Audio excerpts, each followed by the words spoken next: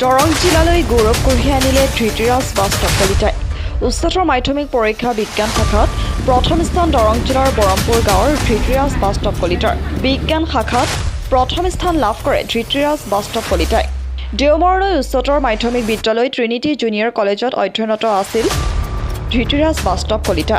ধৃতিৰাজ বাস্তৱ কলিতাই 2020 চনৰ হাইস্কুল শিক্ষান্ত পৰীক্ষাতো প্ৰথম স্থান দখল কৰিছিল। কোভিড পৰিস্থিতিৰ বাবে অধ্যয়নত ক্ষতি কৰাৰ উপৰিও ধৃতিৰাজ বাস্তৱ কলিতাক কোভিডে কৰিছিল সহায়।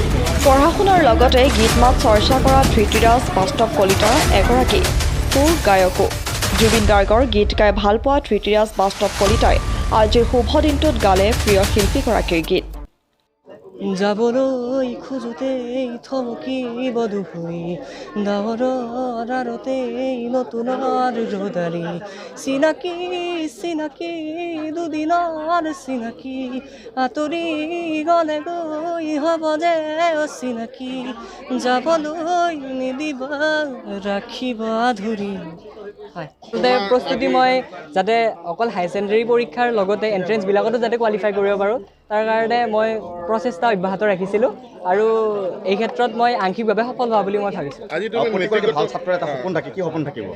আচলতে আন ছাত্ৰ ছাত্ৰীৰ কি সপোন থাকে সেয়া মই নাজানো, কিন্তু মোৰ ব্যক্তিগত যিটো সপোন সেয়া প্ৰথম হৈছে এগৰাকী ভাল মানুহ ৰূপে সমাজত প্ৰতিষ্ঠিত হোৱা, যাতে সমাজে মৃত্যুৰ পিছতো যাতে দুজনে হ'লেও মোৰ নাম লয় আৰু যাতে নিজৰ কাৰো অপকাৰ কৰিব নোৱাৰিলেও যাতে 10 জনৰ উপকাৰ যাতে সাধিব পাৰোঁ সেইকাৰণে মই। তুমি হাইস্কুল শিক্ষান্ত পৰীক্ষাত প্ৰথম স্থান অধিকাৰ কৰিছিলা? হয়।